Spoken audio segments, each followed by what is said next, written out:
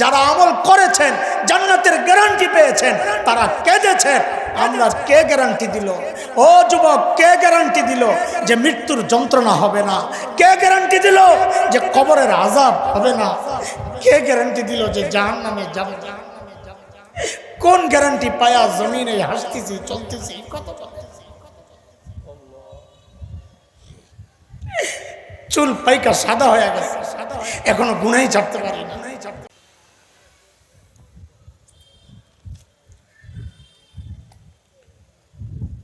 আসসালামু আলাইকুম ওয়া রাহমাতুল্লাহি ওয়া বারাকাতুহু। সুবহানাল্লাহ।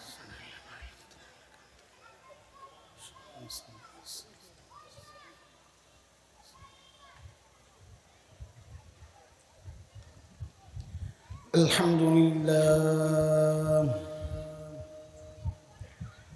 আলহামদুলিল্লাহি ওয়া কাফা ওয়া সালামুন আলা ইবাদিহিল্লাযীনা ইসতাফা। أما بعد فأعوذ بالله من الشيطان الرجيم.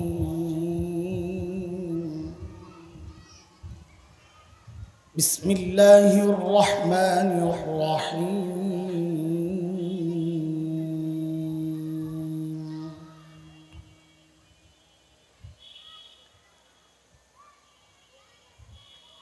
وإذ يرفع إبراهيم القواعد من البيت وإسماعيل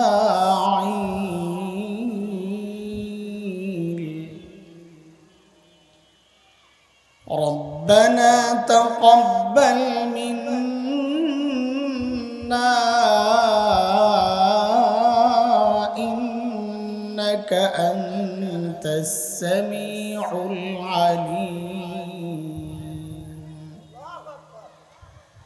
آمنت بالله صدق الله العلي العظيم.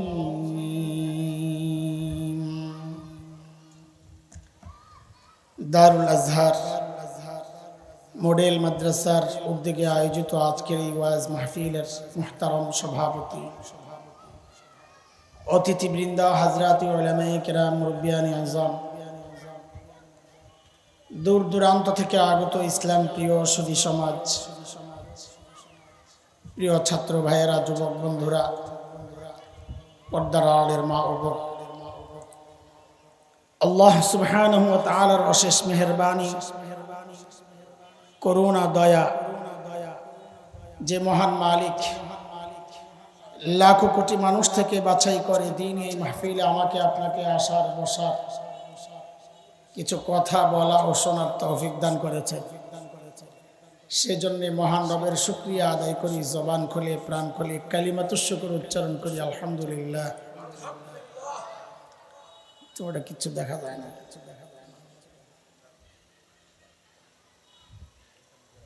এতক্ষণ পর্যন্ত আমাদের অত্যন্ত প্রিয় ভাই, তার চমৎকার বলার ঢং, যেটা তিনি কথা বলছিলেন, দেখতেও সুন্দর, পাগড়িও একটা বাংসা সুন্দর, গলাও সুন্দর। সময় একটু চলে গেছে, আমি কথা খুব সংক্ষেপ করব, তবে চুরি করব না। যতটুকু দরকার বলার, ফালতু কথা না বলে একদম কাটায় কাটায় কিছু কথা বলবো ইনশাআল্লাহ। একটা পড়া মুখস্থ করাইতে চাই, সোজা কথা। আমি বয়ান করি আর এক একটা পড়া মুখস্থ করাই, ঠিক আছে ইনশাআল্লাহ? আজকেও আমরা একটা পড়া মুখস্থ করবো ইনশাআল্লাহ। আল্লাহ তাআলা যে কথাগুলো বলবো, আল্লাহ যেন আমাকে সহজে বলার, আপনাদেরকে সহজে বোঝার তৌফিক দান করে। কথার কোনো বলার ঢং, শব্দ চয়নে কষ্ট পাবেন, এই জন্য আগে বলি কথাগুলো আমি আমাকেই বলবো, আমি আমাকে উদ্দেশ্য করেই বয়ান করব। আমার মতো কেউ থাকলে তার উপকারে আসবে, কিন্তু কেউ যেন কষ্ট না নেন যে এইভাবে বললেন। আমি আমার নিজের হেদায়েতের জন্যই কথা বলব। এই যে এত আলোচনা শুনতেছি, এত আমল করতেছি, সামনেও করব। একটা বিষয় কি জানেন, এই সমস্ত আমল এগুলো যদি আল্লাহ কবুল না করেন তো এই সমস্ত আমল জাল টাকার মতো। জাল টাকা, এক টাকা যদি সলিড হয় এটার মূল্য আছে না নাই? কিন্তু আপনাকে যদি 1000 টাকা জাল দেওয়া হয় ওইটা নিবেন? কারণ এটার কি নাই, দেখতে তো একই রকম। আমাদের আমলগুলো যদি এমন হয়, অনেক বিশাল আমলের ভান্ডার নিয়ে হাজির হয়েছে, কিন্তু দেখা যাবে আমার আমলগুলো আল্লাহ কবুল করেন নাই, তাইলে আমার এই আমলের কোনো মূল্য নাই। যেমন ইবলিসের আমল আমাদের চেয়ে অনেক বেশি ছিল। একটা ইসরায়েলি রওয়ায়াতে আসছে, আমাদের যে কিতাব আছে তাফসীরের বড় কিতাব জালালাইন, ওয়া কানা মিনাল কাফিরিন, এই অংশের ব্যাখ্যায় আসছে, ইসরায়েলি রওয়ায়াত বিশ্বাস করা জরুরি না। সেখানে আসছে ইবলিস 1,84,000 বছর ইবাদত করছে। কত বয়স? কত? 1 লক্ষ। আমরা এখানে যারা আছি আমাদের সমস্ত আমল একসাথে করলেও 1,84,000 বছর হবে? হবে না। ইবলিস এই আমল করছে, কিন্তু এক ঝটকায় পাপ করছিল, এক ঝটকায় সমস্ত আমল বাতিল হওয়ার পর আল্লাহ কি বলেছেন? ক্বাল ফাখরুজ মিনহা ফাইন্নাকা রাজিম, তো বের হয়ে যা, তো অভিশপ্ত, সব আমল বাতিল। এত আমল করেও ইবলিসের সব বাতিল। আর আমি আপনি কি কদ্দুর করি, মনে মনে ভাবি জান্নাত আল্লাহ আমার জন্য কয়েকটা রেডি রাখছে। বিষয়টা এমন। আজকের মূল বিষয় দুইটা। এক হচ্ছে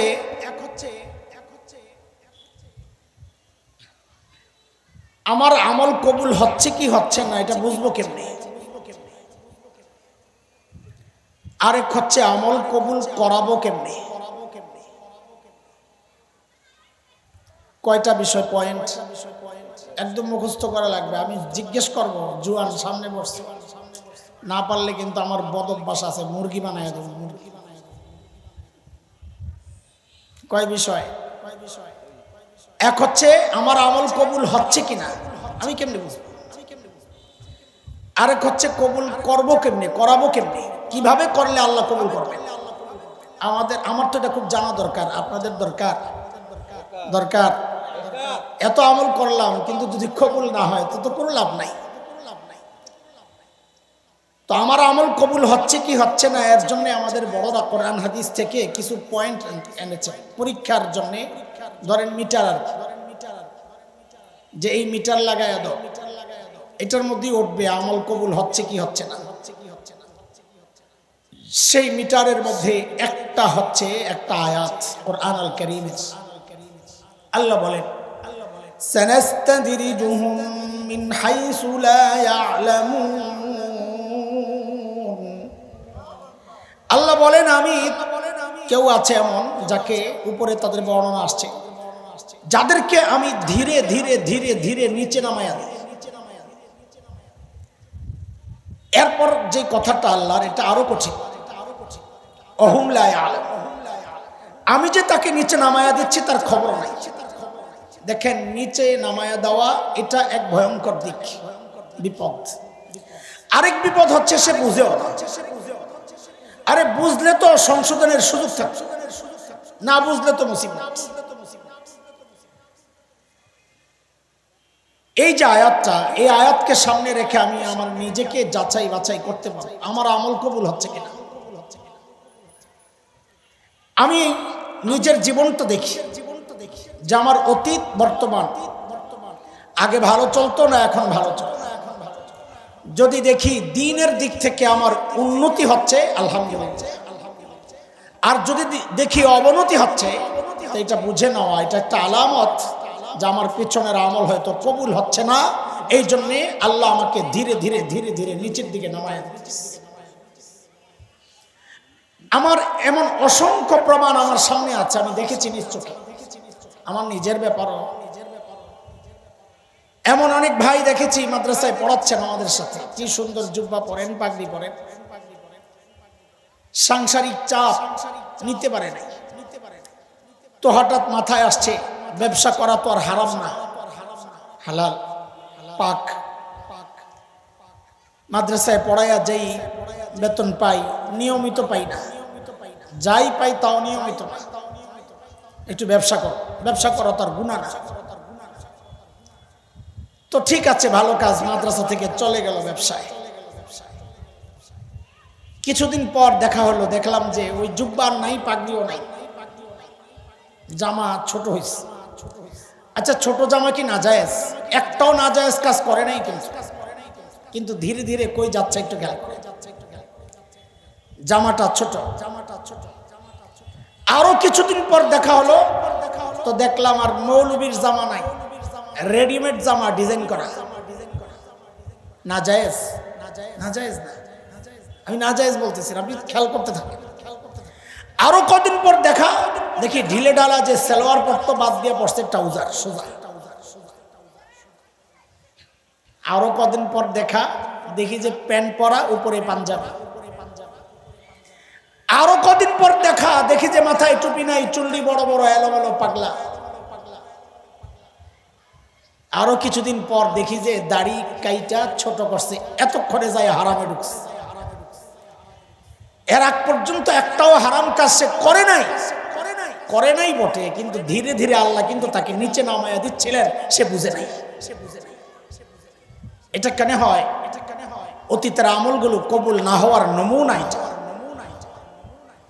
আমি নিজেকে নিজে যাচাই করতে পারবো এই আয়াতকে সামনে রেখে। আমার গতকাল আর আজকের কি অবস্থা? যদি দেখি দ্বীনের দিক থেকে গতকালের চেয়ে আজকে আমি ভালো, তো আলহামদুলিল্লাহ, আশা করা যায় গতকালের আমলগুলো আল্লাহ কবুল করছে। আর যদি দেখি আমার অবনতি হয়েছে, তো আমাকে ইস্তিগফার পড়া দরকার, যে আমার কোনো ভুলের কারণে আল্লাহ আমাকে স্কুলে ফেল করলে নিচে নামায়া দেয়, পাস করলে উপরে উঠায়া দেয়, আমাকেও আল্লাহ ফেল করছে, আমার নিচে নামায়া দিতেছে। এটা স্পষ্ট বিষয়। এই বিষয়ে আমি আর কথা আগাচ্ছি না, যেহেতু সামনের কথাগুলো একটু লম্বা, ওইটাই আসল কথা আমাকে বলতে হবে। আমল কবুল করাতে চাই কি চাই না বলে? ইনশাআল্লাহ চাই, চাই। চলে খলিল ইব্রাহিম আলাইহিস সালাতু ওয়াস সালাম কত বড় ব্যক্তিত্ব, অনেক বড়। কত বড়? আমি দুইটা বিষয় বলি, তাইলে অনুমান করা যাবে। ব্যক্তিত্ব মূল্যায়ন করার ক্ষমতা আমার নাই। আল্লাহ বলতেছেন, ওয়াত্তাখাযাল্লাহু ইব্রাহিমা খলিলা। আল্লাহ তাআলা খলিল সম্পর্কে বলতেছেন, আমি ইব্রাহিমকে আমার একান্ত বন্ধুর স্বীকৃতি দিয়ে দিলাম। মর্যাদার একটা দিক এটা। আরেকটা দিক হচ্ছে, কিয়ামত পর্যন্ত এই উম্মতে মুসলিমা যতদিন নামাজ পড়বে, শেষ রাকাতে যখন দুরূদ শরীফ পড়বে, এমন এক দরুদ আল্লাহ মঞ্জুর করছেন যে আমি আমার নবী এবং তার পরিবারকে নিয়ে যখন দোয়া করব, এর সাথে আমি খলিল এবং তার পরিবারকেও ঢুকায়া দিচ্ছি। কিয়ামত পর্যন্ত চলে।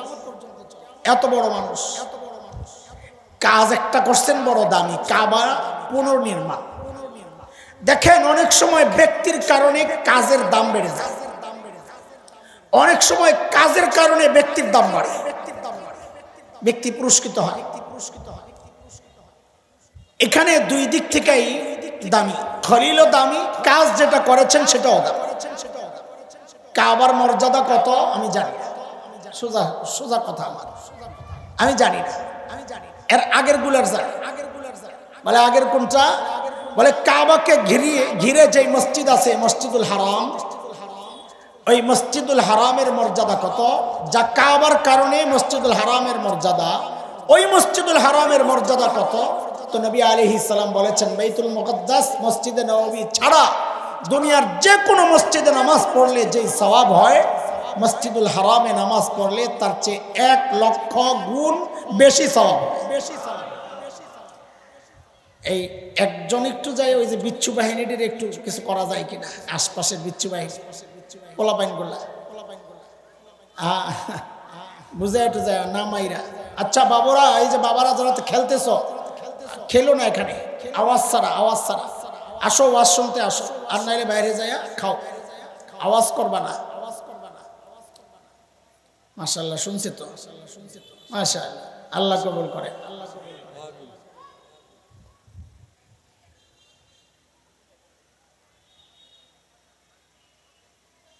এত দামি এক কাজ খলিল করেছে। খলিল এত দামি কাজটা করার পরেও আমাদের মতো নিশ্চিন্তে বসে থাকেন না, এইবার তো জান্নাত আমার জন্য অপেক্ষা করতেছে। খলিল কি করছেন? কোরআন বলতেছে, কাবা নির্মাণ করে খলিল তার সন্তানকে সহ আল্লাহর কাছে হাত উঠাইছে। কি বলে? আল্লাহ বলতেছে, وَإِذْ يَرْفَعُ إِبْرَاهِيمُ الْقَوَاعِدَ مِنَ الْبَيْتِ وَإِسْمَاعِيلُ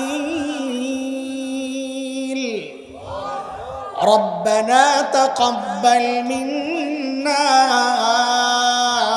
إِنَّكَ أَنْتَ السَّمِيعُ الْعَلِيمُ।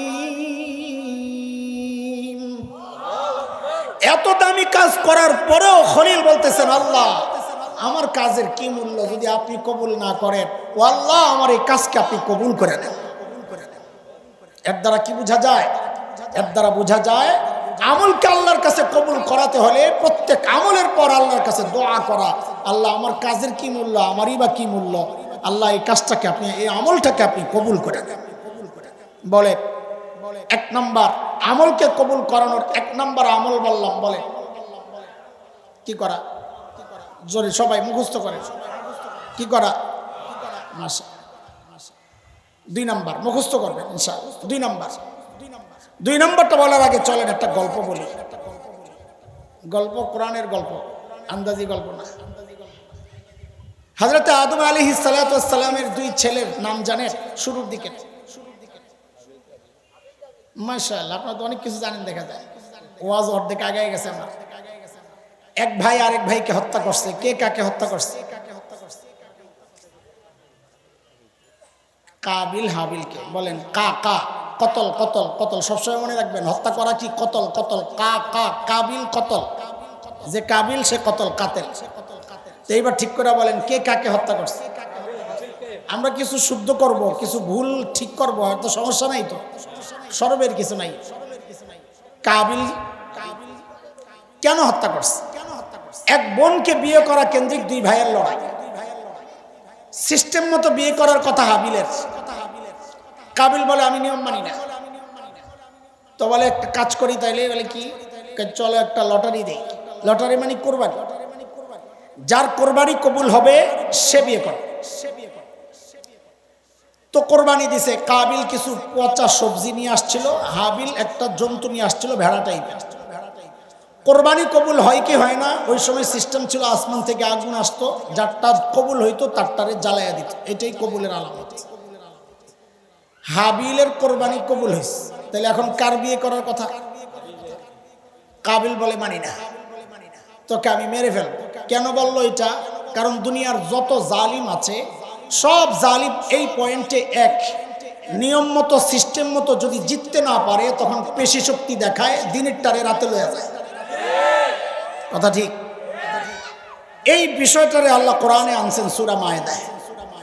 আল্লাহ বলতেছে, ওয়াতলু আলাইহিম নাবা আবনাই আদম বিল হক إذ قربا قربانا فتقبل من أحدهما ولم يتقبل من الآخر قال لأقتلنك قال إنما يتقبل الله من المتقين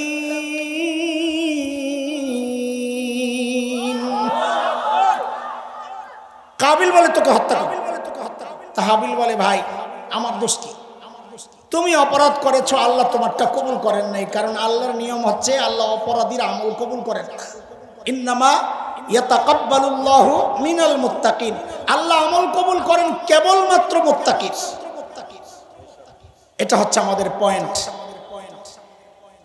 আমলকে যদি কবুল করাতে চাই তো আল্লাহ বলতেছেন, আমার কথা না, আল্লাহ যদি কবুল করেন আল্লাহর ইচ্ছা, কিন্তু আল্লাহ নিয়ম জানাইয়া দিছেন আমলকে যদি কবুল করাতে হয় তাহলে গুনাহ ছাড়তে হবে। গুনাহও করবেন আমলও করবেন, আল্লাহ বলেন না এমনটা চলবে না। এখনই তো অনেকের মন খারাপ হয়ে যায়। কেন মন খারাপ? ভাই আপনি সুদও খান, হজও করেন, ঘুষও খান, হজও করে। আমি গেছি এক জমির অফিস, ভূমি অফিস, একটা বানান ভুলটা ওদের, তা আমি ঠিক করাই দিয়ে গেছি। যার টেবিলে আকারে ইঙ্গিতে খালি বুঝাইতেছে কিছু একটা, অনেক খরচপাতি আছে। ভাই লাগলে আপনারা করবেন, ভুল তো আর আমার না। আল্লাহর বান্দা আমারে লম্বা টাইম বসায় রাখছে, জোহরের আজান দিয়া দিছে। এরপরে আমারে কি বলে জানে, হুজুর দিলে দেন, আমি নামাজে যাব। কই যাবে? যা দেওয়ার তাড়াতাড়ি দিয়ে দিতাম, নাই নামাজে যাবে না দোস্ত। আল্লাহর নিয়ম এটা। আল্লাহ বলেছেন স্পষ্ট, ইন্নামা ইয়াতাকাব্বালুল্লাহু। আরেকটু কঠিন করি, দাড়ি কাটা তো জায়েজ কাজ, সাওয়াবত হয় কি তো কি না, তো জোরে জোরে বলছেন এইবার কি, এটা জোরে কোন হারাম বলেন। দাড়ি কাটা আরো জোরে বলেন, আরো জোরে। রোগ যেখানে আওয়াজও সেখানে জোরে বলেন। তো দাড়ি কাটা যদি হারাম হয়, আপনি যদি মনে করেন ওই হারাম অবস্থায় আপনি নামাজ পড়তেছেন, আপনি কি করে আশা করেন ওই নামাজ আল্লাহ কবুল করবে? বলেন। আমি কাউকে খাটো করছি না, কাউকে আঘাত করার জন্য বলছি না, আমি আল্লাহর নিয়ম জানাই দিচ্ছি। আল্লাহ বলছেন ইন্নামা ইয়াতাকাব্বালুল্লাহু মিনাল মুত্তাকিন। ও মা, তুমি পর্দা করো না আর যায় নামাজ পড়ো, তুমি কি করে আশা করো ওই নামাজ আল্লাহর কাছে যাবে? বলো। বেপরদায় চলবা, গুনাহ করবা, ইবাদত করবা না। হাজী সাহেব হজ করে আসছে, আগেও সন্ত্রাসী ছিল, হজের পরেও সন্ত্রাসী। এখন আমি নাম দিছি, আগে ছিল সন্ত্রাসী, এখন হয়েছে আলহাজ সন্ত্রাসী। আগে ছিল সুদখোর, এখন আলহাজ সুদখোর।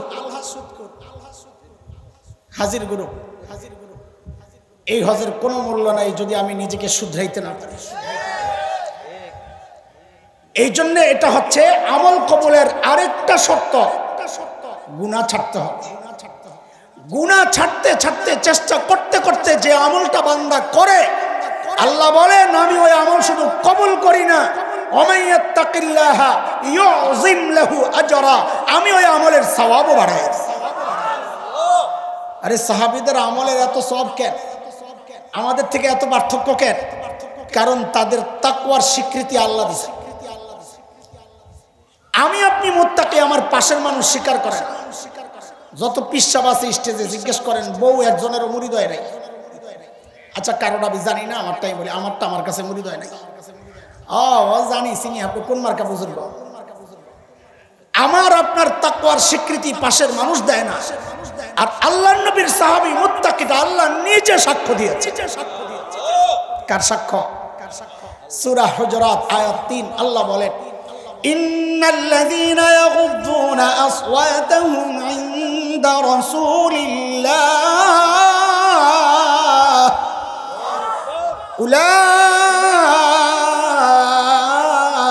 উলাইকাল্লাযীনা ইমতাহানাল্লাহু কুলুবাহুম লিত্তাকওয়া লাহুম মাগফিরাতুন ওয়া আজরুন আযীম।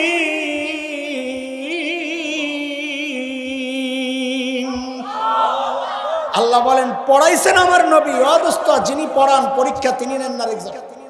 ফাইনাল পরীক্ষা যিনি পড়ান তিনি নেন না আরেকজন। বুঝেন না কিছু? ফাইনাল পরীক্ষা যে দেয় বাচ্চারা, যিনি পড়ান, আপনারা কি তিনিই পরীক্ষা নেন না অন্যজন নেন? আমরা তো অন্যজন নেই, অন্যজন। তা আল্লাহ বলতেছেন যেন আমার নবী, আমার নবীর সঙ্গীদেরকে তাকওয়া পড়াইছেন, শিখাইছেন, আর পরীক্ষা নিছি আমি আল্লাহ নিজেই। সার্টিফিকেট দিয়ে দিছে, পাস। আল্লাহু আকবার। যেহেতু তাদের তাকওয়ার পরীক্ষা আল্লাহ নিয়ে দেখছেন পাস, এই জন্য তাদের আমলের সওয়াব আমাদের আমলের সওয়াব কখনোই এক হবে না। কেন? আল্লাহ বলেছেন ওমাইয়াত্তাকিল্লাহ ইউযিম লাহু আজরা, যে মুত্তাকি হবে আমি তার আমলের সওয়াব বাড়ায় দেব। বলেন গুনাহ ছাড়বো তো ইনশাআল্লাহ? তাড়াতাড়ি আমাকে আগাইতে হবে, ছাড়বো ইনশাআল্লাহ। কয়টা গেল তাড়াতাড়ি বলেন। কয়টা গেছে দোস্ত? তুমি কও কয়টা? তোমার মহতানগিরি সুডামো পড়া না পারলে দোস্ত, আমার দেওয়ানদের দোস্ত। বলেন 1 নাম্বার দোয়া করা। যে কোনো আমলের পর কি করব? 2 নাম্বার গুনাহ ছাড়বো। ঠিক আছে ইনশাআল্লাহ। আমার ভাই যেই বয়ান করতেছিলেন আমি একটু একটু শুনতেছিলাম, ওই থেকে মনে পড়ছে যে এখানে এই বিষয়ে কিছু কথা বলা দরকার। এখন হুবু ওটা বললে আপনারা তো কইবেন যে কি কইল, এই জন্য ঘুরাই আনলাম আর কি। আচ্ছা, আপনি যদি একটা কোটের অর্ডার দেন, স্যুট মাপ নেয় না? নেয়। এ কথা বলেন, মাপ নেয় না? নেয় না? হাতার মাপ নেয়, পাশ নেয়। ওরে বাবা, এখন যত উন্নত মাপ তত জায়গার থেকে বেশি নেয়। এখানে নেয় 4-5 জায়গায়, এখানে নেয়, এখানে নেয়, বগলের নিচে নেয়, গলা নেয়, চেস্ট নেয়, পেট নেয়, সব নেয়, নেয় কিনা? লম্বা নেয়, হাইট টাইট সব নেয়, পকেটও নেয়, ভিতরে কদ্দুর বাইরে কদ্দুর। এখন অর্ডার আনতে যখন আপনি গেছে, যায় দেখেন হাই কথা, হাতা তো একটা ঠিক আছে, আরেকটা অর্ধেক। আনবেন? বলেন, এই কথা বলেন, আনবেন? কেন আনবেন না? মাপ মতো হয় নাই। বলেন, খালি একটু কি জবাব দেন, কেন আনবেন না? বলেন সবাই, আবার বলেন, মাপ মতো হয় নাই। হাতা ঠিক আছে কিন্তু হাত ঢুকানো যায় না, আনবেন? কেন আনবেন না? আহা, ওই এক কথাই বলেন বারবার, মাপ মতো হয় নাই। বলেন, কেন আনবেন না? বুকের বুতাম তো লাগান যায়, পেটের বুতাম লাগা যায় না, পেটটা ভারী এরকম খোলা থাকে। কিরে ভাই, এটা কি? কয়টা একটা নতুন স্টাইল। আনবেন? কথা বলেন, কেন? কেন? তা আল্লাহ বলেন, বান্দা তোর আমল আমি কবুল করব। কখন? কয় যদি মাপ মতো হয়। বলে মাপ কোনটা? তা আল্লাহ বলেন, লাকাদ কানা লাকুম ফি রাসূলিল্লাহি উসওয়াতুন হাসানাহ। তোর মাপ হচ্ছে আমার রাসূল। তোর সমস্ত কাজ করতে হবে, মাপ হচ্ছে আমার রাসূল। আমার রাসূলের মাপে যদি আসে তাহলে আমি কবুল করব, আর না হয় কবুল করব না। এটাই তো যৌক্তিক কথা। একটা সামান্য জামা মাপ মতো না হইলে আপনি নিতে চান না, তো আমার আপনার আমল যদি আল্লাহর নবীর ওই মাপ মতো না হয়, তো আল্লাহ কেন কবুল করবে? এই কথায় কোনো যুক্তি আছে না? নাই। কিন্তু এখনকার পোলাপান ওই যে পেট খুললে মনে করে হ্যাঁ স্মার্ট, মগা ছাগল। কেন ছাগল একটু বুঝেন, একটা উদাহরণ না দিলে তো বুঝবেন না। ধরেন আপনাকে ধামরাই আইছে একজনের বিয়ে করার জন্য ঢাকা থেকে। সুবহানাল্লাহ, জানে না শুক্রবার যে এই অবস্থা নবীনগরের, এমন জেমে পড়ছে। আস্তে আস্তে খুব ভালো করে উদাহরণটা বুঝতে হবে। জোয়ান পোলাপাইন আসস্তি, তোরা থেরাপি চলবে, থেরাপি ইনশাআল্লাহ। আস্তে আস্তে আসরের রক্ত হয়ে গেছে। আহা, শ্বশুর মিয়া ঘটকরে ডাক দিছে, মিয়া ভাই খানা গেছে ঠান্ডা হইয়া, এখন নামাজ পড়বেন, বিয়ে শাদী হবে, খানা যাবে বাসি হইয়া।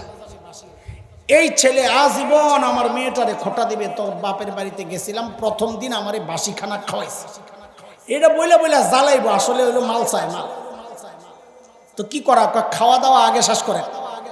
বলেন, আগদর ছাড়া খাওয়া দাওয়া আগে শেষ করেন, এমন হয় কি হয় না? আরে কথা বলেন না, জোয়ান তোরা কথা হয়। তো জামাইয়ের সামনে দিছে বিশাল এক ডিশ, দেয়নি রে, দে আস্তা মুরগি, আস্তা খাসি, আস্তা মাছ, নানা রকমের কাবাব দিয়া সাজায় দিছে। আচ্ছা বলেন তো একটা কথা, মেয়ের বাড়িতে বরযাত্রা যে আসে, সেরা মেহমানকে বলেন তো? কে? ঠিক আছে তো না? পোল্ট্রি মারিস না কিন্তু, বল কে? যত খাবারের আয়োজন হবে, সেরা খাবারটা কার সামনে? হ্যাঁ, ঠিক আছে তো? ঘুরবেন না তো আবার? ঠিক আছে। তো ওই জামাইয়ের সামনে সেরা খাবার টাবার দিয়া ডিশ সাজায় দিস। জামাই বাবু এর মনোযোগ এদিকে নাই, উনি তো আবার স্মার্ট জামাই। কোন জামাই? হ্যাঁ, এটা বলা লাগবে, বারবার আমি জিজ্ঞেস করবো কোন জামাই। স্মার্ট জামাইয়ের মনোযোগ এখানে নাই। ওর মনোযোগ কই? ওর মনোযোগ প্যান্ডেলের বাইরে ডেকোরেটররা ময়লা ফালানোর জন্য একটা ভাণ্ড রাখছে। তো ছোট্ট বাচ্চারা যে পোলাও খাইছে, সরি শুনতে খারাপ শোনাও যাবে, কিন্তু খোসার জন্য আমার বিকল্প নাই। বাচ্চাদের নাকের শ্লেষা মেশা লাগানো ওই আঠালো পোলাওগুলা নিয়ে ফেলাইছে। মুরগির রান টাইম না খাইয়া হাড্ডিটা নিয়ে ফেলাইছে। লেবু রস নাই, ছিলকাটা নিয়ে ফেলাইছে, রস তো খাইলিস। জামাই বাবু তাকায় রয়েছে ওদিকে। কোন জামাই যেন? স্মার্ট জামাই, সাবাস। কিছুক্ষণ পর জামাই লাভ দিয়ে উঠছে, ওইটা ওখানে গেছে, যায়া ওই ময়লার সামনে যায় আসন দিয়ে বসছে। আসলে ময়লা খাওয়ার তো কথা কুত্তার, জোরে বলেন কার? কাজে ওই জায়গাটা কার? জোরে বলেন কার? বসছে কে? জামাই। শ্বশুর গেছিল একটু ঘরের ভেতরে, শাশুড়ি একটা স্পেশাল পায়েস রান্না করছে, ওটা ও আল্লাহ, শ্বশুর পায়েসের বাটি নিয়ে আইসা প্যান্ডেলে দেখে জামাইরে খুঁজে পায় না। জামাই গেল, খুঁজতে খুঁজতে খুঁজতে খুঁজতে পাইছে জামাই যেখানে বসা। শ্বশুর পেয়ালা হাতি নিয়ে খালি বলে, এ পোলাপাইন এই ডায়লগটা আমার সাথে তোরা বলবি। শ্বশুর বলে, কুত্তার আসনে জামাই কেন? জামাইয়ের আসন খালি কেন? বল বল বল বলো, কুত্তার আসনে জামাইয়ের আসন, জামাইয়ের আসন খালি কেন? বলেন, কুত্তার আসনে জামাইয়ের আসন।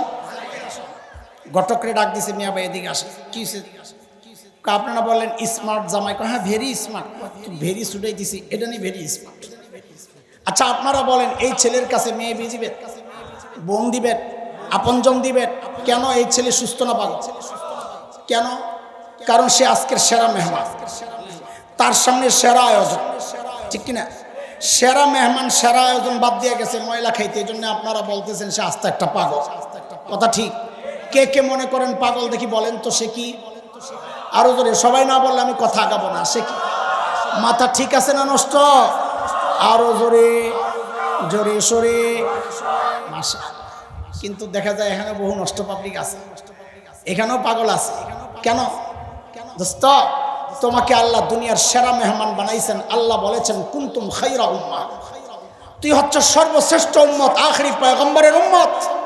সেরা মেহমান বানাইয়া আল্লাহ আয়োজন দিয়েছেন সামনে, সেরা রসুলকে দিয়েছেন সামনে দিয়া বলছেন, ওয়া ইন্নাকা লাআলা খুলুকিন আযীম, নবী আপনার চেয়ে উত্তম আদর্শ আর হইতে পারে না। সেরা নবীর সেরা আদর্শ দিয়া তোমাকে দিয়েছেন আল্লাহ। এই সেরা আদর্শ তোমার ভাল লাগে না, নবীর সুরত ভাল লাগে না, নবীর আখলাক চরিত্র ভাল লাগে না, নবীর পারিবারিক সামাজিক রাষ্ট্রীয় জীবন তোমার ভাল লাগে না। তুমি তাকায় আছো কোথায়? বাহিরে ইহুদির দিকে, নাসারার দিকে, ময়লা আবর্জনা নিকৃষ্ট মুশরিকদের আখলাক চরিত্র তাহজিব তামাদ্দুনের দিকে। আল্লাহর কসম, শ্রেষ্ঠ নবীর শ্রেষ্ঠ আখলাক বাদ দিয়া কেউ যদি আশেপাশে তাকায় অন্য ধর্মাবলম্বীদের তাদের পোশাক আশাক ধারণ করে নিজের বিয়ে শাদীর প্রোগ্রাম ওদের মতো করে সাজায়, আল্লাহর কসম সে সুস্থ হইতে পারে না।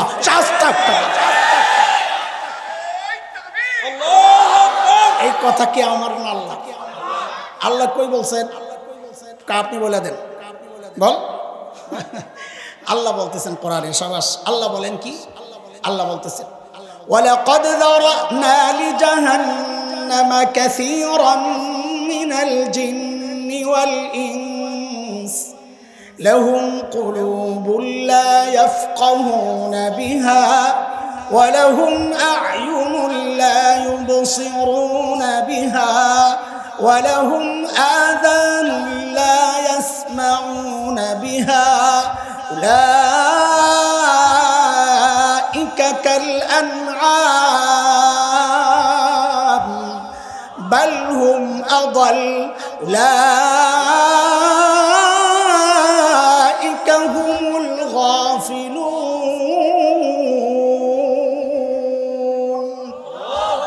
আল্লাহ বলেন, বহু জিন বহু মানুষকে আমি জাহান্নাম ভরব। কারা তারা? বলে, দিল দিছিলাম বুঝে নাই, ও সেরা মেহমান। দিল দিছিলাম বুঝে নাই, তার সামনে সেরা আয়োজন, বুঝে নাই। চোখ দিছিলাম দেখে না, কান দিছি মৌলবীর কথা শুনে নাই। তো আল্লাহ বলেন, উলাইকা কাল আনআম। আল্লাহ বলছেন উলাইকা কাল আনআম, আমরা বলছি কুত্তার আসনে জামাই কেন? মনে আছে কথা, মৌলবী কথা বলেন এবার ঠিক করে। কুত্তার আসনে জামাইয়ের আসন। আল্লাহ কয় উলাইকা কাল আনআম। আচ্ছা, কুত্তা যদি ওই ময়লা খেত, কুত্তারা আপনারা পাগল বলতে কেন? কুত্তা নিজের খাবারই খাচ্ছে। তো কুত্তা নিজের খাবার খায়, কুত্তার তো দোষ না। জামাই সেরা মেহমান, সেরা আয়োজন বাদ দিয়ে গেছে ময়লা খাইতে, এই জন্যে জামাইকে আমরা কি বললাম? সে পাগল। তো আল্লাহ বলেন, না না না, কুত্তার চেয়েও সে বালহুম আদাল, সে তো কুত্তার চেয়েও নিকৃষ্ট। আপনারা বলছেন পাগল। আল্লাহ কয় উলাইকা হুমুল গাফিলুন। ওর মাথা ঠিক নাই।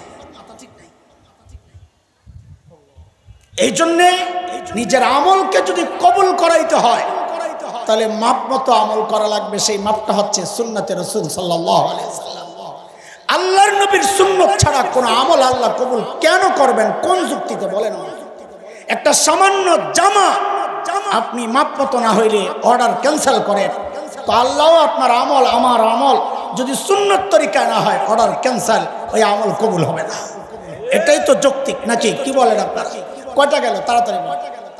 1 নাম্বার সমস্ত আমলের পর কি করা, 2 নাম্বার গুনাহ ছাড়া, 3 নাম্বার সমস্ত আমল সুন্নত তরিকায় করা। বলেন সমস্ত আমল সুন্নত তরিকায় করা। 4 নাম্বারটা একটু মনোযোগ সহ শুনতে হবে, শেষ কথা। আমি খালি ঘড়ি দেখি তাড়াহুড়া করতেছি। চলেন এই বলেন তো, আমাকে কিছু প্রশ্নের জবাব দেন। ওই ঠিকঠাক করলে তো সমস্যা নাই না? আমাদের অনেক ভুল আছে, এগুলো ঠিক করা লাগে। বলেন আল্লাহর রাসূল সাল্লাল্লাহু আলাইহি ওয়াসাল্লামের সবচাইতে প্রিয় মানুষ কে ছিলেন? হযরতে আবু বকর। আর কোনো মতামত আসেনি? আম্মা জানা আয়েশা 2টা পাইলাম, আর কোনো মতামত? খাদিজা রাদিয়াল্লাহু আনহা 3টা হইলো, আর কোনো মতামত? ফাতেমা রাদিয়াল্লাহু আনহা 4টা হইলো, আর কোনো মতামত? হাসান হোসেন 5টা হইলো, আর কোনো মতামত? দোষ খালি আমগো হুজুর বই, কিছু হইলে খালি খোঁচা দেন। আপনারা হুজুররা এক হইতারলেন না, একটা বিষয় বাজারে চাললাম, আপনারা এক হইতারলেন, খালি দোষ আম। আচ্ছা ঠিক আছে, শোনেন, একটা লাগাইলাম আর কি, সুযোগ তো পাইছি। একটা হাদিস শোনাই আপনাদের, যেন ভুল না হয় আর কোনোদিন। এক যুদ্ধে নবী আলাইহিস সালাম, এক বুখারীর হাদিস, এটা ফালতু গল্প মনে করেন, বুখারীতে আসছে। এক যুদ্ধে নবী আলাইহিস সালাম এক সাহাবীকে সেনাপতি বানাইছে। সাহাবী তো মনে মনে অনেক খুশি যে নিশ্চয়ই নবী আলাইহিস সালাম আমাকে সবচেয়ে পছন্দ করেন, নাহলে আবু বকর, ওমর, ওসমান, আলী এমন বড় বড় সাহাবী থাকতে আমাকে কেন? নিশ্চয়ই কিছু আছে। কিন্তু মনে মনে এই চিন্তা করেন ঠিক, বাস্তবে তাকায় দেখেন আরেকটা বাস্তবতা, নিজের মনের ভাব। এই সংঘর্ষ চলতে চলতে বেচারা অস্থির, থুরো বাদ। নবীকে যায় জিজ্ঞেস করলে তো হয়, সাহস করে যায় জিজ্ঞেস করছেন, ইয়া রাসূলুল্লাহ আইয়ুন নাস আহাব্বু ইলাইক, আপনার কাছে সবচেয়ে প্রিয় কে? তো এখন তো মনে মনে আশা, নবী তো এখন আমার নামটাই বলবেন। আল্লাহ রাসূল সাল্লাল্লাহু আলাইহি সাল্লাম বলতেছেন, আমার কাছে সবচেয়ে প্রিয় হচ্ছে আয়েশা। কে? এইবার ঠিক করে জবাব দেন, আল্লাহর নবীর সবচেয়ে প্রিয় কে? আরো জোরে বলেন। খাদিজা প্রিয়, আবু বকর প্রিয়, ফাতেমা প্রিয়, হাসান হুসাইন প্রিয়, সবচেয়ে প্রিয় কে? আরো জোরে। আর ভুল হবে ইনশাআল্লাহ। আচ্ছা হাদিস শেষ হয় নাই। সাহাবী একটা ধাক্কা খাইছেন না? কেন? আশা করছেন একটা, হয়েছে আরেকটা। ধাক্কা খেয়ে আবার নিজে নিজে নিজের সামলাইছেন। কি মনে করে যে এটা তো যা জবাব আসছে এটা নারী ক্যাটাগরির, পুরুষ তো রয়ে গেছে। বলে আপনি কেমনে বুঝলেন? বলে প্রশ্ন এমনটাই করছেন। সাথে সাথে জিজ্ঞেস করলেন, ইয়া রাসূলুল্লাহ মিনার রিজাল, ছেলেদের মধ্যে সবচেয়ে প্রিয় কে? তার মানে আগে ওই চিন্তাই তো করছে, ছেলেদের মধ্যে সবচেয়ে প্রিয় কে? তো নবী আলাইহিস সালাম বলেন, আবুহা, আয়েশার বাবা আবু বকর। তো বলেন দ্বিতীয় প্রিয় কে? সাহাবী এইবার তো খাইছেন ভালো এক ধাক্কা, কিরে কি মনে করলাম, আবার সামলাইছেন। ও ও ও আবু বকরের হিসাব তো আলাদা, এই বেটার লাগবে তো পারুন না, এটা বাদ। তো আবার জিজ্ঞেস করেন, ইয়া রাসূলুল্লাহ সুম্মা মান, এরপরে কে? তো নবী কয় ফুলা অমক। খাইছে আবার ধাক্কা, খায়া চিন্তা করতেছে আর জিজ্ঞেস করব কি করব না। পরে চিন্তা করলেন, 1 গেল 2 গেল, 3 নাম্বার হইলেও তো সিরিয়ালে থাকলাম। তো আবার জিজ্ঞেস করছেন, ইয়া রাসূলুল্লাহ সুম্মা মান, এরপরে কে? নবী বলেন অমক। সাহাবী নিজে বলতেছেন, হাদিসে আসছে, আমি এবার চুপ হয়ে গেছি। কেন? আমার ভয় লাগা শুরু হয়েছে।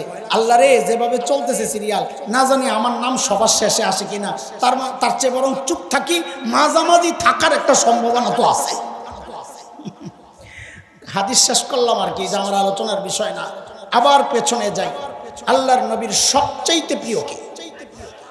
আরে ভাই বলেন আম্মা জান আয়েশা। আরে আল্লাহ বানাইছেন আম্মা জান। النبي وأولى بالمؤمنين من أنفسهم وأزواجه أمهاتهم সূরা আহজাব। আল্লাহর নবীর বিবিদেরকে আল্লাহ কি বলেছেন? আমাদের কি হন? কাজী যতবার আম্মা জান বলবেন ততবার কোরআনের একটা বক্তব্যের স্বীকৃতি আপনি দিচ্ছেন। এটাও তো একটা সওয়াবের কাজ হইতে পারে, ঠিক কিনা? আবার নিজের মায়ের নামটা একটু সম্মানের সাথে নেন, বলেন আল্লাহর নবীর সবচেয়ে প্রিয় কে? আম্মা জান। এটা হলো জমিনের অবস্থা আম্মা জানের। ভালো করে আমার মায়েরা শুনতেছে, বাইরে শোনার ব্যবস্থা আছে? ভাই শোনেন, প্যান্ডেলও আছে। আচ্ছা মাশা। আম্মা জানের দুনিয়ার অবস্থা হচ্ছে নবীর কাছে সবচেয়ে প্রিয়। আসমানের অবস্থা কি, আল্লাহর কাছে কি? শোনেন, এক যুদ্ধ গুজরাতুল মুরাইসি বলে, আরেক নাম বনুল মুস্তালিক।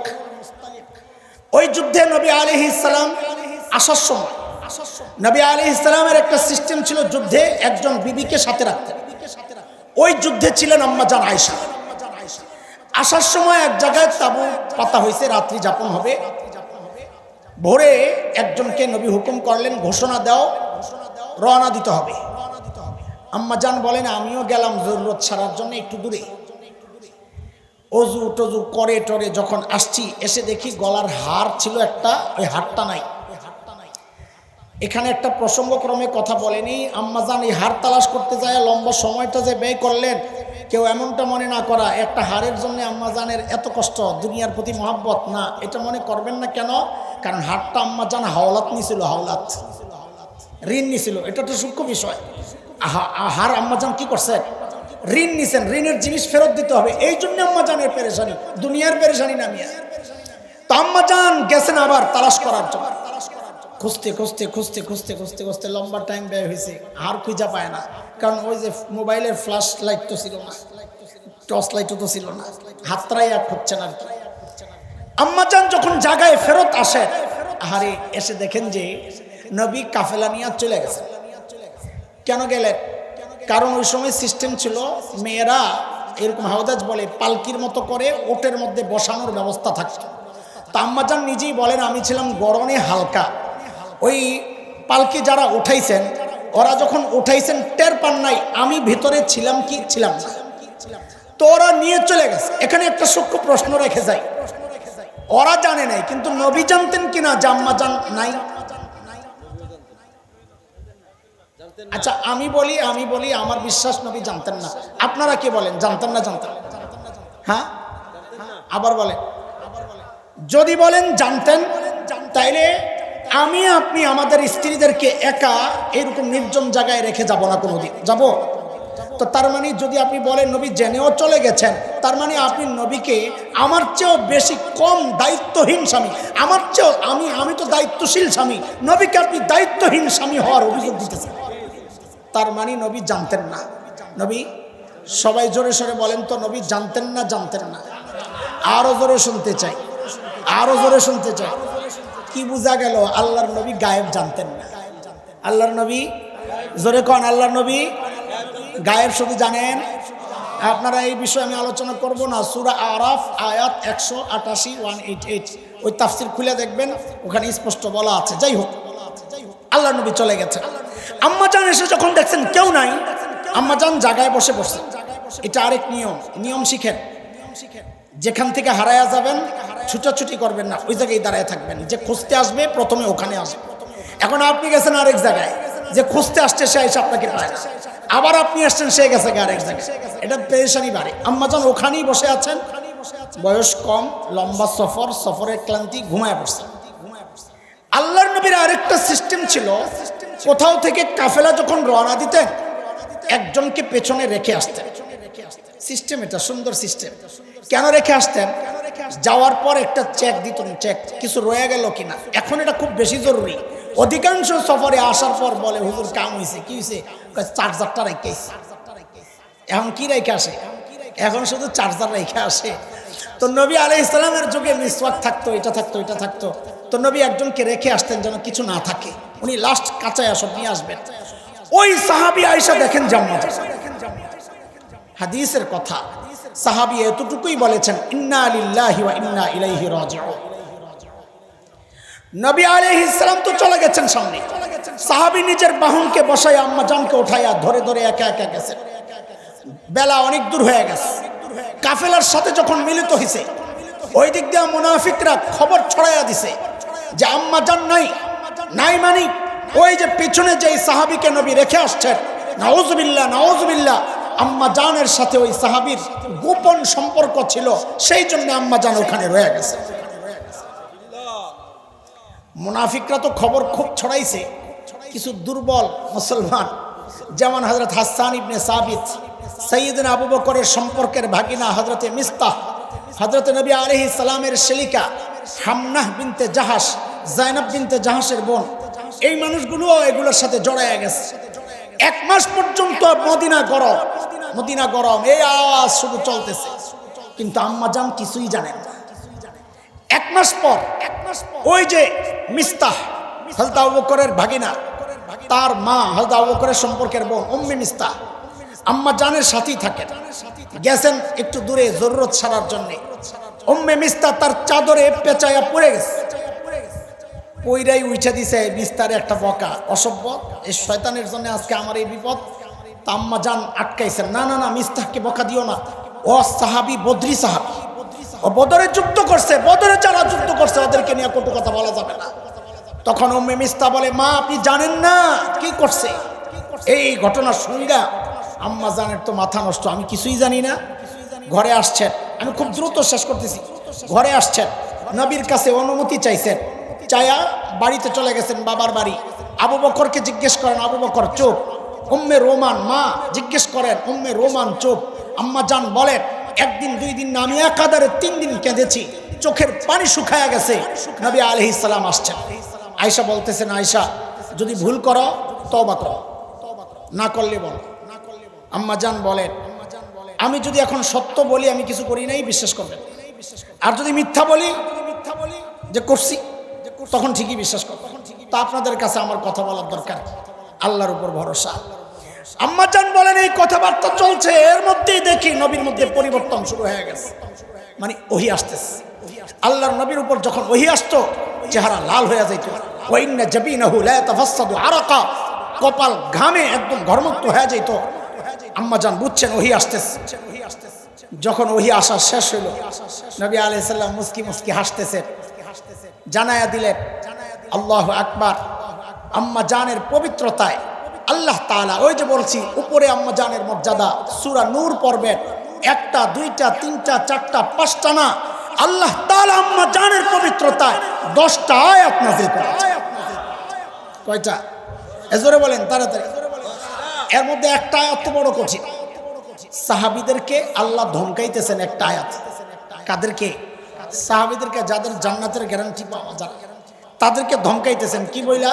আল্লাহ বলতেছেন, ফালাউলা ইয সামি'তুমুহু কুলতুম মা ইয়াকুনু লানা আন নাতাকাল্লামা বিহাযা সুবহানাক হাযা বুহতানুন আযীম।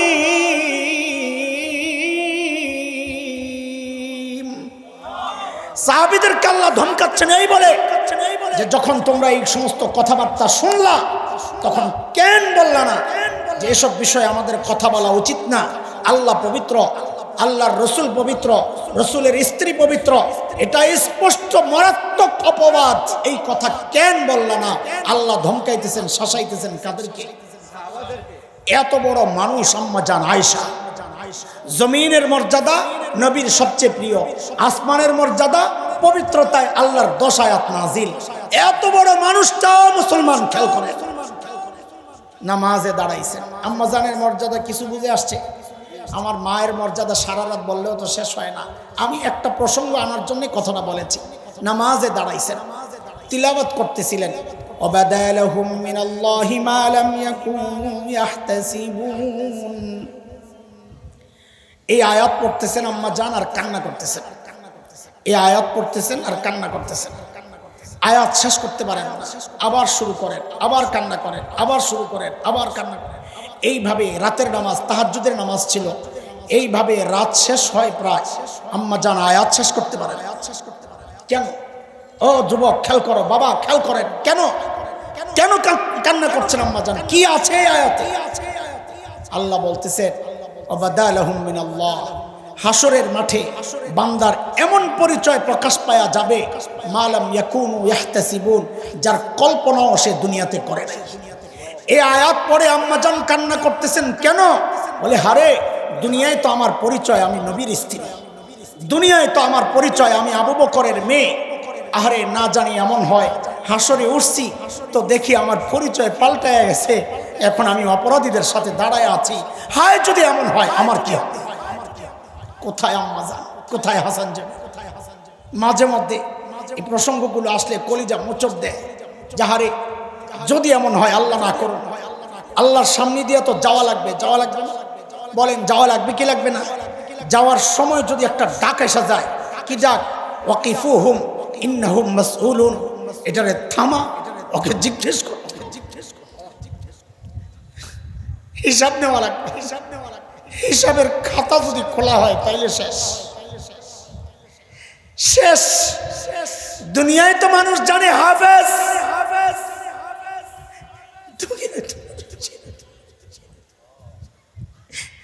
দুনিয়ায় তো মানুষ জানে আলেম, কেউ হয়তো জানে মুত্তাকি, কিন্তু আমল নামা যদি খোলা হয়, যদি না আওয়াজ চলে আসে, চলবে না এই আমল। ওমতাজুল ইয়াউম আইয়ুহাল মুজরিমুন, ও অপরাধী, তুই আমার নেককার বান্দা থেকে আলাদা হয়ে যা, যা তুই আলাদা হয়ে যা, তোর রাস্তা জাহান্নাম, আমার নেককার বান্দাদের রাস্তা জান্নাতে। হায় যদি এই ডাক চলে আসে আমার কি হবে? ভাই, প্রত্যেক সাহাবী এই চিন্তায় অস্থির থাকতেন। হযরত ওমরের মতো ব্যক্তিত্ব আয়েশা জিজ্ঞেস করেন সাহাবীকে, এই নবী আমার নাম মুনাফিকদের মধ্যে বলেন নাই তো রে? ওমরের মতো ব্যক্তিত্ব, শাহাদাতের রক্তে রঞ্জিত ওমর পড়ে আছেন মসজিদে নববী, মাটিতে গড়াগড়ি, মুখটারে জমিনের সাথে হযরত ওমর ঘষতেছিলেন আর কাঁদতেছিলেন আর বলতেছিলেন, ওয়াইলুন লাকা ইয়া ওমর ইন লাম ইয়াগফির লাকা রাব্বুক। ওমর, তোমার রব যদি তোমারে ক্ষমা না করে, তোমার জন্য ভয়ঙ্কর বিপদ কিন্তু অপেক্ষা করছে। কোথায় ওমর, কোথায় আম্মা জান, কোথায় হাসান জান? আরে যারা আমল করেছেন তারাই নিশ্চিন্ত না, আর আমরা আমল করি না, আমরা নিশ্চিন্তায় বসে আছি। যারা আমল করেছেন, জান্নাতের গ্যারান্টি পেয়েছেন, তারা কেঁদেছেন। আমরা কে গ্যারান্টি দিল? ও যুবক, কে গ্যারান্টি দিল যে মৃত্যুর যন্ত্রণা হবে না? কে গ্যারান্টি দিল যে কবরের আযাব হবে না? কে গ্যারান্টি দিল যে জাহান্নামে যাব না? কোন গ্যারান্টি পায়া জমিনে হাসতেছি, চলতেছি, কত চুল পাইকা সাদা হয়ে গেছে, এখনো গুনাই ছাড়তে পারি না। দাড়ি পাইকা সাদা, এখনো গুনাই ছাড়তে পারি না। ছাড়বেন কবে বাবা জিজ্ঞেস করি? কবে ছাড়বেন জিজ্ঞেস করি? আরে যুবক, তুই ভাবিস না তোর বয়স হবে এরপরে মরবি না। কত বাবাকে দেখছি সন্তানের লাশকা দুনিয়া যাইতেছে। আরে কে জানে এই মজলিসে এমন কেউ থাকতে পারে যে বসে আছে এখানে, তার খবর নাই, তার কাফনের কাপড়টা চলে আসছে দোকানে, যে কোনো মুহূর্তে বাড়ির দিকে হাঁটা দিবে কাফনের কাপড়। কোন ভরসায় এই জিন্দেগি চলতেছে দোস্ত? কোন ভরসায়? বলছিলাম আমল কবুলের কথা মনে আছে? সাবজেক্ট মনে আছে? আমলকে যদি আল্লাহর কাছে কবুল করাইতে হয় তো সারাক্ষণ দিলের মধ্যে ওই অস্থিরতা প্র্যাকটিস করতে হবে। আহারে আমার আমল যদি কবুল না হয়, আহারে আমার কি উপায় হবে? আহারে হাসরে আল্লাহর মাঠে আল্লাহর সামনে কেমনে দাঁড়াবো? আহারে কেমনে দাঁড়াবো? আহারে গুনাহ তো করছি পাক্কা খাঁটি, আমল তো করছি ভেজাল, হায় আমার কি হবে? যার মধ্যে যত হতাশা, যত চিন্তা, আশা করা যায় তার আমল আল্লাহর কাছে তত বেশি কবুল হবে ইনশাআল্লাহ। বাস চারটা সবক শিখালাম, আলোচনা করলাম, শিখালাম, আলোচনা করলাম। আমলকে আল্লাহর কাছে গ্রহণযোগ্য বানাইতে হইলে 1 নম্বর, আমলের পর সবসময় কি করব? নবী আলাইহিস সালামের সুন্নাহ এটা, খলিলের সুন্নাহ এটা, দোয়া করব। 2 নম্বর কি করতে হবে? গুনাহ ছাড়তে হবে মাশাআল্লাহ। 3 নম্বর আমল করতে হবে কোন তরিকায়? সুন্নত তরিকায়। বেদাত ছাড়তে হবে, মন গড়া আমল ছাড়তে হবে। যে কোনো কাজ করার সময় চিন্তা করবো এই কাজ আমার নবী কিভাবে করেছেন, বাস এতটুকুই যথেষ্ট। 4 নম্বর, সবসময় হৃদয়ে অস্থিরতা লালন করতে হবে, হায় আমার কি হবে? তাইলে আশা করা যায় আল্লাহ আমল কবুল করবেন। আমরা আমল যেভাবে করলে, যে মানসিকতা লালন করলে, ধারণ করলে আমাদের আমল আল্লাহ কবুল করবেন। গোটা জীবনকে আল্লাহ আমাদের ওইভাবে সাজানোর তৌফিক দান করেন, আমিন। যেই মাদ্রাসাওয়ালাদের এই আয়োজন, আল্লাহ এই মাদ্রাসাকে কবুল করেন। আমার ভাই আবুল কালাম এবং তার ছাত্র, তার স্টাফ, উস্তাদ সবাইকে আল্লাহ কবুল করেন। আমিন। ওয়া আখিরু দাওয়ানা আলহামদুলিল্লাহি রাব্বিল